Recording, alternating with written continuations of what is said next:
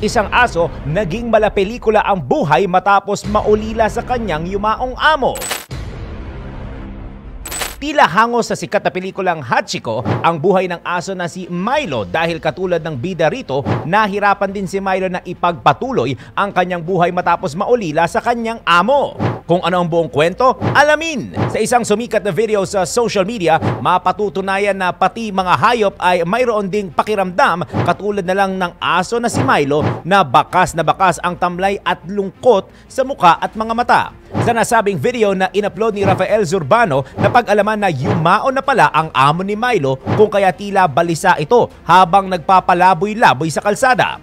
Dahil sa awa at kagustuhang masagip ang aso, nagmagandang loob si Rafael na maghanap ng kukupkop kay Milo. Ngunit ang paghahanap ng panibagong pamilya para kay Milo ay hindi raw naging madali dahil batid daw nila sa mga kilos nito na hindi nito kayang iwanan ang dating bahay kung saan dama pa rin nito ang presensya at alaala ng kanyang dating amo. Gayunpaman, ayon sa uploader, sa huli ay nahanapan din nila ng bagong kukupkop ang naulilang aso na si Milo na hanggang sa huli ay hindi basta-bastang iniwan at kinalimutan ang kanyang amo. Ikaw, sasagipin mo rin ba ang mga asong nasa kaparehong sitwasyon ni Milo? DWIZ Research Report.